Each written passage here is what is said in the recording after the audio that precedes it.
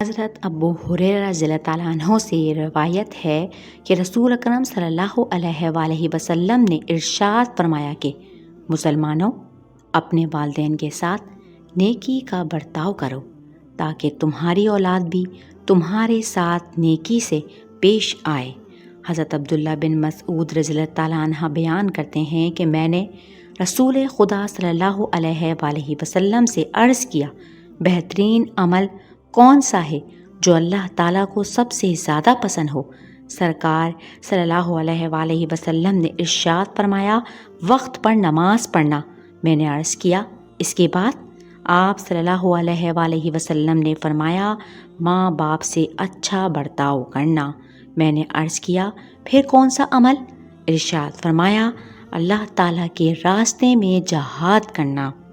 حدیث شریف میں ہے کہ جو شخص رزق کی کشادگی اور عمر کی زیادتی کا خواہش مند ہو، اس کو چاہیے کہ صلہ رحمی کرے اور ماں باپ کے ساتھ اچھا سلوک کرے۔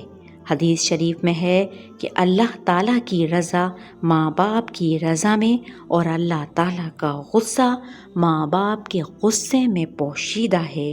کبیرہ گناہوں میں سب سے بڑا گناہ اللہ تعالیٰ کے ساتھ شرک کرنا اور ماں باپ کی نافرمانی کرنا ہے۔ 3 شخص ہیں جن پر اللہ تعالیٰ نے جنت کو حرام کر دیا ہے۔ ان میں سے ایک ماں باپ کا نافرمان بھی ہے۔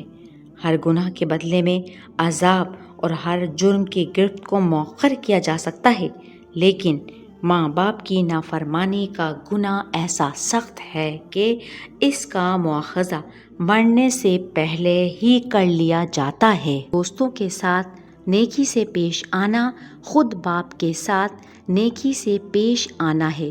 جو آدمی اپنے ماں باپ کے مرنے کے بعد ان کا قرض ادا کر دیتا ہے اور ان کی مانی ہوئی بات کو پوری کر دیتا ہے، وہ اگرچہ زندگی میں ان کا نافرمان رہا ہو، پھر بھی وہ اللہ تعالیٰ کے نزدیک ان کا فرما بردار سمجھا جائے گا۔ اور جو آدمی اپنے ماں باپ کے مرنے کے بعد نہ ان کا قرض ادا کرتا ہے، نہ مانی ہوئی منت کو پورا کرتا ہے، وہ اگرچہ زندگی میں ان کا فرما بردار رہا ہو، پھر بھی اللہ تعالیٰ کے نزدیک ان کا نافرمان سمجھا جائے گا۔